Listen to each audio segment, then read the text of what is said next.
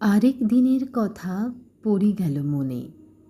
একদা মাঠের ধারে শ্যাম তৃণাসনে একটি বেদের মেয়ে অপরাহ্ন বেলা করবী বাঁধিতেছিল বসিয়া একেলা। পালিত কুকুর শিশু আসিয়া পিছনে কেশের চাঞ্চল্য হেরি খেলা ভাবি মনে। লাফায়ে লাফায়ে উচ্চে করিয়া চিৎকার দংশিতে লাগিল তার বেণী বারংবার।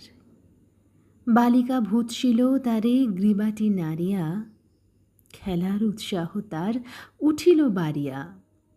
বালিকা মারিল তারে তুলিয়া তর্জনী, দ্বিগুণ উঠিল মেতে খেলা মনে গনি।